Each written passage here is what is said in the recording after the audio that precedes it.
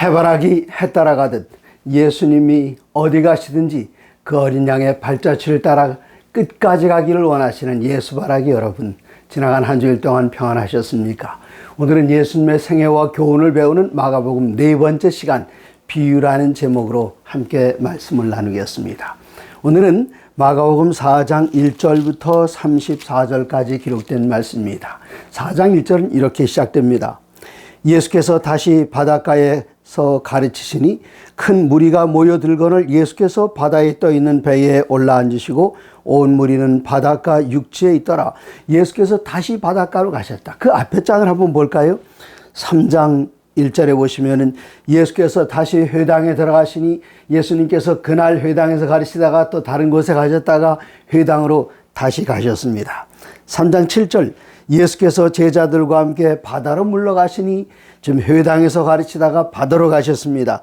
또 몇 절 지나서 13절 또 산에 오르사 바다에서 산으로 부지런히 움직이십니다. 그리고 20절 이제는 산에서 내려오셔서 집에 들어가시니 무리가 다시 모임으로, 그 다음에 이제 4장 1절 예수께서 다시 바닷가에서 가르치시니 예수님께서 청중들을 찾아서 이곳에서 저곳으로 저곳에서 이곳으로 부지런히 움직이시는 그 모습이 여기 짧은 3장 4장 속에서 보이지 않습니까? 우리 예수님 정말 부지런한 예수님이셨습니다. 예수께서 다시 바닷가에서 가르치시니 사람들이 많이 모여들었습니다. 그래서 예수님께서는 바닷가에서 뒷걸음질 치다가 그 앞에 있는 배에 오르셔서 청중들을 육지에 세워두고 예수님께서는 바닷가에서 배 위에서 가르치실 때에 마치 그 가르치시는 모습은, 여러분 그 유럽에 가시면은 로마나 그리스의 유적지들을 가보시면은 그 앰피티어러 반원형으로 되어 있는 그 야외 공연장이 있습니다. 그 둥글게 사람들이 앉을 수 있는 좌석이 있고 그 한가운데에서 소리를 지르면 마이크가 없이 저 끝에까지 잘 들리게 되어 있습니다. 예수님께서는 지형지물을 이렇게 사용하셔서 마치 앰피티어러 그 한가운데서 노래하는 가수처럼 예수님께서는 모든 청중들을 돌아다보면서 말씀하실 때에 마이크로폰 필요 없었습니다. 확성기도 필요 없었습니다. 예수님의 잔잔한 목소리는 저 그때까지 맨 뒤에 앉은 사람까지 정확하게 마치 옆에서 속삭이는 것처럼 잘 들릴 수가 있었습니다. 예수님께서 배에 올라앉으셨습니다. 예수님께서는 앉아서 가르치셨습니다. 저는 서서 여러분들에게 말씀을 전하는데 서서 보고하는 사람들은 종들이 높은 사람들에게 보고할 때에 서서 보고하지 앉아서 보고하지 않습니다. 그러나 높은 사람들은 앉아서 듣고 앉아서 말하는데 예수님께서는 왕이십니다. 왕이시기 때문에 예수님께서는 앉아서 말씀을 하십니다. 2절 이에 예수께서 여러 가지를 비유로 가르치시니 그 가르치는 것들 중에 그들에게 이르시되 들으라. 씨를 뿌리러 자가 뿌리러 나가서, 아마 이때는 씨 뿌리는 계절이었던 것 같습니다. 예수님께서는 앉아 계시고 그 앞에 청중들이 서 있는데 조금 떨어진 저쪽 밭에서는 씨를 뿌리는 사람들이 이 주머니에서 씨를 뿌리면서 지나가고 있습니다. 그 모습은 여기 청중들에게 아주 익숙한 모습이었습니다. 예수님께서는 하늘의 심오한 진리를 가르칠 때에 비유로 가르치셨는데, 비유란 무엇인가? 여기 헬라어로 파라볼레라고 하는데, 파라는 옆이란 뜻입니다. 그리고 볼레는 던진다는 뜻입니다. 파라볼레, 옆에다 던져놓는다. 이 말씀은 더 깊은 진리로 인도하기 위해서 사람들이 이미 알고 있는 것에서부터 진리를 이끌어내서 사람들에게 깊이 있게 가르치는 예수님의 아주 특별한 교수 방법이었습니다. 예수님께서 비유로 말씀하실 때에 한 사람이 씨를 뿌리러 나갔습니다. 나가는데 어디다 뿌릴까요? 아무 데나 뿌리는 것은 아니었습니다. 그 씨가 어떤 씨들은 길가에도 떨어졌습니다. 어떤 씨는 돌밭 위에 떨어졌습니다. 어떤 씨는 가시덤불 위에 떨어졌습니다. 어떤 씨는 좋은 땅에 떨어졌습니다. 여기 씨 뿌리는 자가 뿌릴새 더러는 길가에 떨어짐에 그렇습니다. 그냥 일부러 길가에다 사람 지나다니는 데 뿌리는 것은 아닙니다. 휙휙 던진 것은 아닙니다만은 그 길가에도 뿌려야 할 이유가 있었기 때문에 뿌렸을 것입니다. 또 어떤 씨는 흙이 얕은 돌밭에 떨어졌습니다. 근데 흙이 깊지 않았기 때문에 싹이 좀 나오다가 그 햇빛이 내려질 때에 난 시들시들해서 바짝 말라가지고 죽어버리고 말았습니다. 어떤 씨는 가시덤불에 떨어졌습니다. 가시덤불 밑에는 습기해서 촉촉해서 씨가 잘 나오고 싹이 잘 트고 자라났지만 점점 더 자라나고 할 때에 이 가시덤불이 위에 덮어서 더 이상 자라나지 못하고 열매를 맺지 못했습니다. 그런 어떤 씨는 잘 준비된 밭에 떨어져서 많은 열매를 맺었다고 했습니다. 이제 예수님께서 이렇게 말씀하시면서 8절에는 더러는 좋은 땅에 떨어짐에 자라 무성하여 결실하였으니 30배나 60배나 100배가 되었느니라. 또 이르시되 들을 귀 있는 자는 들으라 하시니라. 이때 청중들에게 다 말씀하셨어요. 그러나 어떤 이들은 그것이 무슨 뜻인지 잘 이해하지 못하고 재미있는 이야기처럼 들었습니다.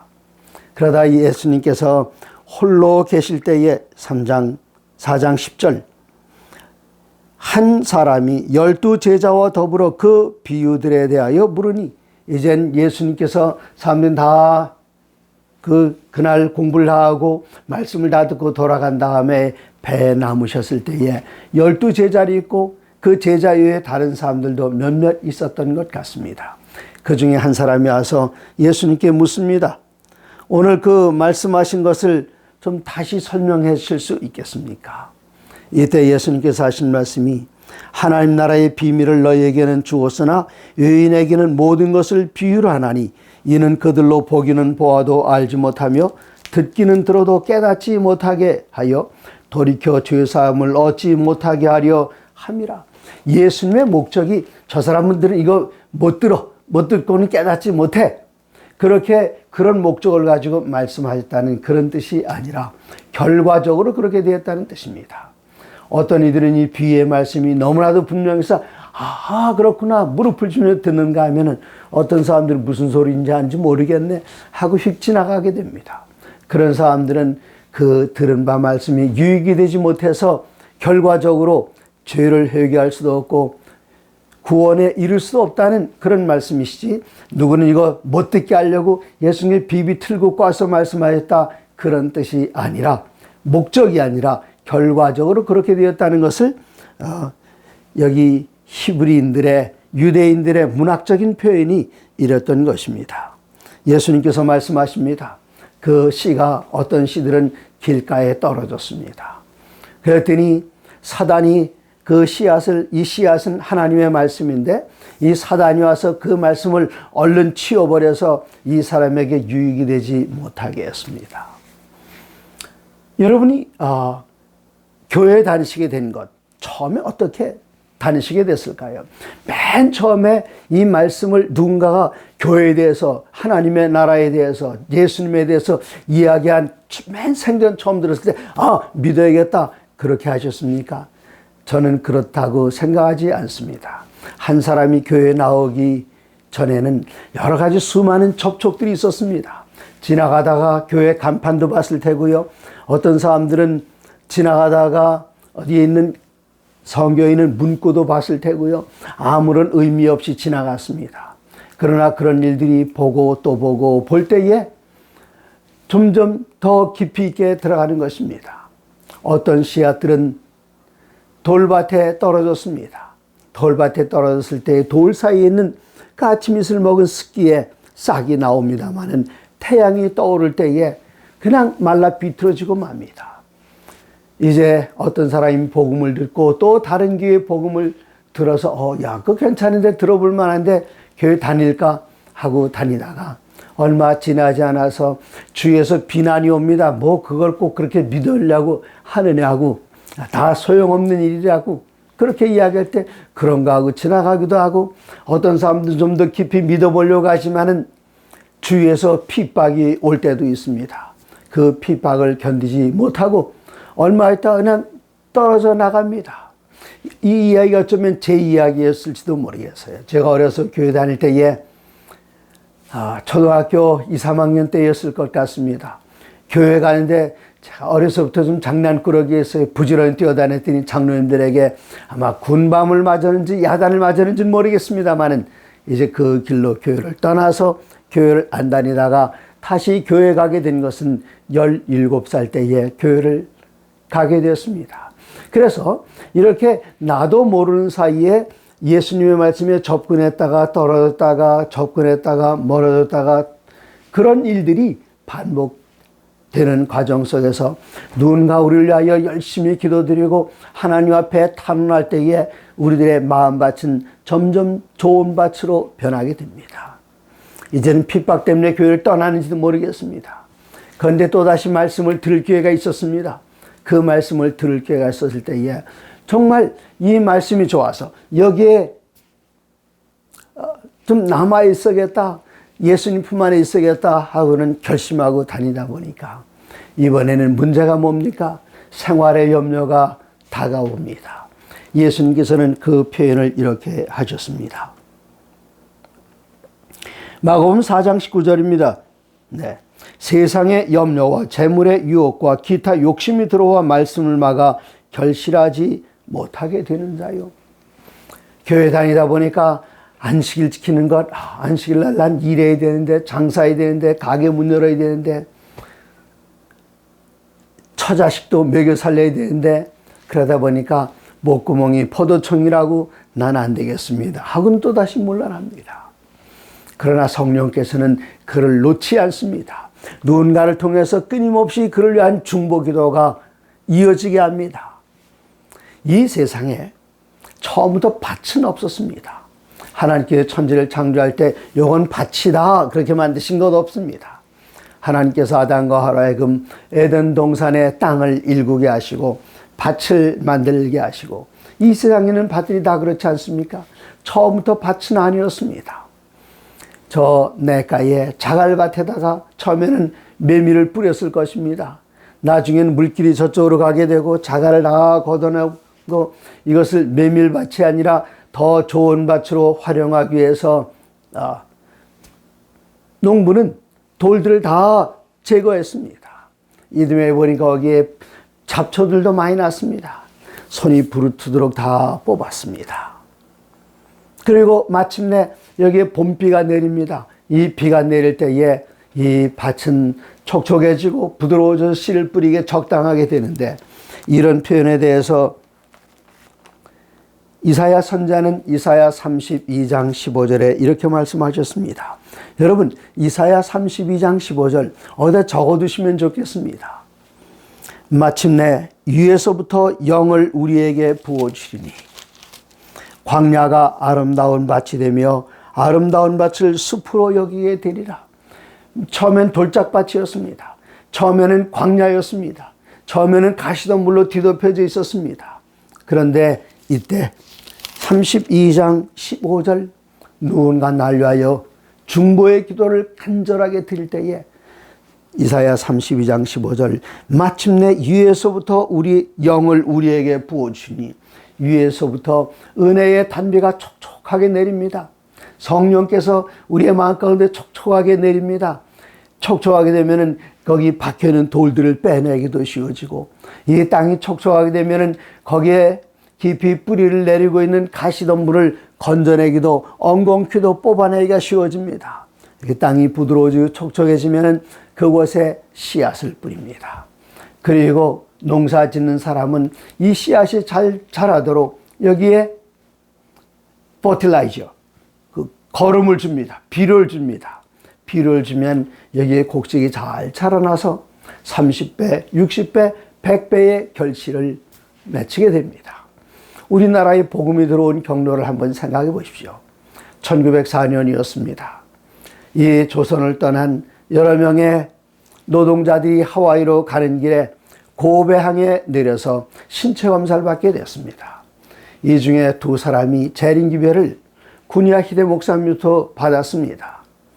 이 두 사람 중에 한 사람은 그 말씀을 기쁘게 받고 침례받았지만 그는 하와이로 간 다음에 그의 이름이 우리 교회 역사책에서 사라졌습니다.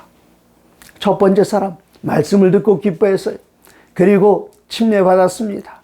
첫 번째 한국인 재림교인으로 역사에 남는 사람이지만 그 이후로 소식이 없어졌어요. 저는 그 이야기를 보면서 이거 길가에 떨어진 씨 같지 않은가 그런 생각이 들었습니다. 그러나 손흥조 씨는 이 복음을 들고 돌아오는 길에 배 안에서 임기반 씨를 만났습니다. 하와이에서 한국으로 귀국하는 임기반 씨, 그는 개신교회의 전도자였습니다. 그가 안식일 기별을 깨닫고 세천사의 기별을 드렸을 때에 너무나도 기뻤습니다. 한국에 돌아왔습니다. 한국에 돌아와서 손흥조 씨는 저 부산 지방에서 일하다가 문서 전도도 하다가 그리고 교회에 어느 정도 있나 했는데 그 다음에 이분의 자손들이 교회에서 발견되지 않습니다. 어쩌면은 저는 두 번째 그 씨앗 돌짝밭에 떨어진 그 씨가 생각이 났습니다. 임기반 씨는 어떻습니까? 너무나도 기뻤어요. 돌아오자마자 그는 저 평양 인근 쪽으로 가서 고향 지역에 가서 이 복음을 열심히 전했습니다. 순식간에 수십 명의 사람들이 모여들었고 그는 일본으로 편지를 써서 구니아 시대 목사님을 초청해서 그 당시엔 전도사에 있겠죠. 거기에 있는 사람들에게 재림기별을 가르치고 안식일 진리를 가르쳤습니다. 그리고 즉시 교회 4개를 개척하게 됐습니다. 그러나 미국에서 새로운 선교사들이 오면서 이 지역은 너무나도 외진 곳이고 인구가 많지 않으니 이왕이면은 서울 도심지에 가서 이 교회 본부를 옮기고 거기에서 말씀을 전하자 할 때에 임기반 씨는 마음에 들질 않았어요. 이걸 뭐 굴러 들어온 돈이 박힌 돌을 빼내느냐 안 따라가고 자유독립교회를 만들어서 운영하다가 교회 역사에서 사라졌습니다. 어쩌면 이 이야기는 그 가시덤불 같은 그런 밭이 아니었나 그런 생각이 듭니다. 그런데 그때 최초로 침례를 받은 분들이 이 교회에 남아서 이 교회를 부흥시키고 일으키고 순교자들도 내고 마침내 이 땅에는 지금 120년 전에 한 사람 구니아 시대 그 전도사님이 교회 개척하던 것을 지나던 그 2명의 조선 사람들이 그 간판을 보고 있다가 말씀을 받아들이게 되었고 마침내 지금은 대한민국에 26만 성도를 가진 커다란 교회로 성장하게 되었습니다. 이러한 모습을 볼 때에 처음부터 좋은 밭은 없었습니다.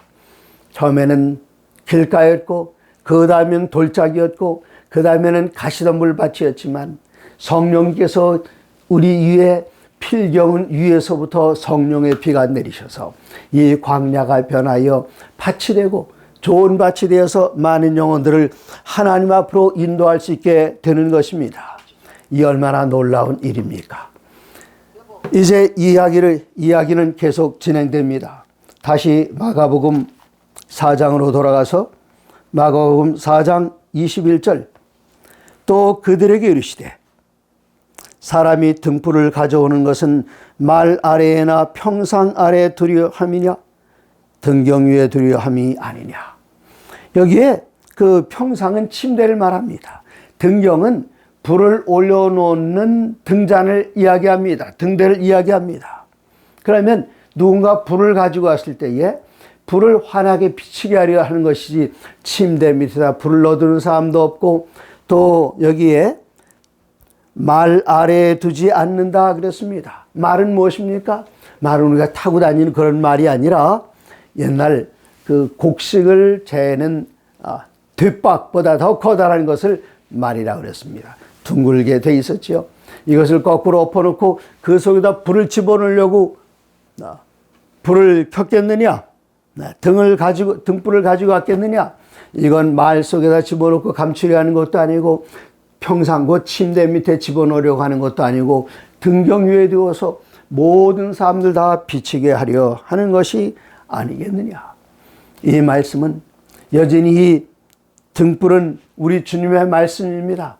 이 주님의 말씀은 그 앞에 있었던 비유처럼 많은 사람들을 구원으로 이끌고 많은 사람들을 하나님 앞으로 인도하여 그들의 생명의 결실을 맺는 것이기 때문에 어디 감추어두면 안 됩니다. 위에 올려놔야 됩니다. 그렇기 때문에 세 천사의 기별을 증거할 때에 요한계시록 14장 6절에 보면은 또 보니 다른 천사가 공중에 날아가는데, 이 하나님의 기별, 이 놀라운 예수님의 복음은 몰래 숨어서 속삭이면서 제한된 지역에 있는 사람들에게만 전하는 것이 아니라, 이 복음은 또 보니 다른 천사가 공중에 날아가는데 높은 곳에서 모든 사람이 다 볼 수 있도록 교회 안에서만 이 복음을 증거한다면 그것은 불을 켜서 말 아래 두는 것이요, 불을 켜서 침대 밑에 두는 것입니다. 그러므로 이 복음의 말씀은 높은 곳에 두고 모든 사람이 다 볼 수 있도록, 큰 소리로 다 들을 수 있도록 외쳐야 하는 것이 복음이기 때문에 예수님께서는 말씀하시기를 이 등불을 등경 위에다 올려놔서 숨기지 않고 드러나게 해야 된다고 말씀하셨습니다. 그렇게 말씀하시면서 23절에 들을 귀 있는 자는 들으라. 여러분께서 들을 귀가 있으시다면 들으셔야 됩니다. 어떻게 해야 되는 겁니까? 여기 들으란, 들었어, 알았어, 들었다니까 그런 말씀이 아니라 들었으면 행동하라는 말씀인데 어떻게 행동해야 되나요?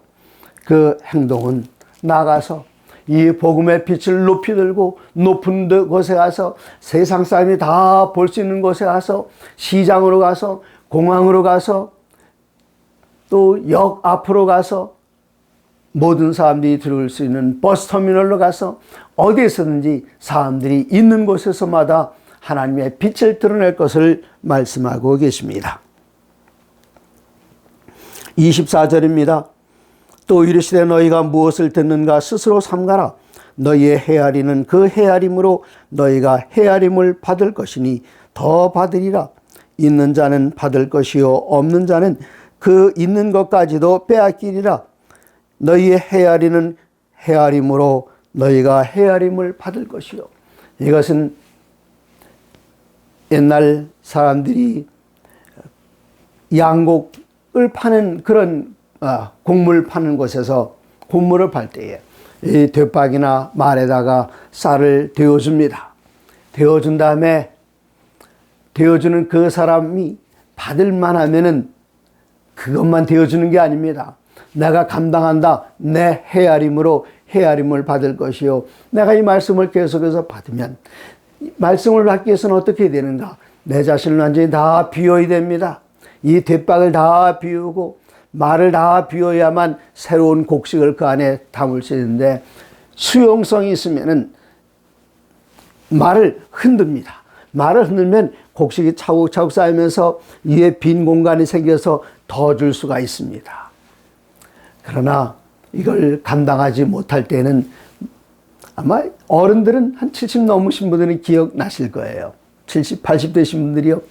곡식을 담아줄 때에 방명이로다 이를 쫙 깎아줍니다. 그러면 보면 한 말 맞아요. 근데 이 말을 집에 가지고 돌아와서 대보면 한 말이 조금 안 됩니다. 그러나 인심 좋은 그 상인은 흔들어요. 그럼 곡식의 아래를 잦아들면서 더 들어가게 됩니다. 그 위에다 수북하게 한 대박 더 올려줍니다. 그래서 내가 이 말씀을 받아들이면 더 많이 받아들일 수 있다는 뜻이요.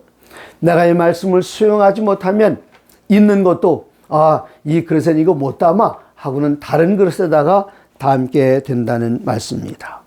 그래서 25절에는 있는 자는 받을 것이요. 내가 수용하면 말씀을 수용하면 더 받을 수 있고 없는 자는 그 있는 것까지도 빼앗기겠다. 이것은 심판의 말씀입니다. 끔찍한 말씀입니다. 이렇게까지 돼서는 안 되겠습니다. 26절입니다.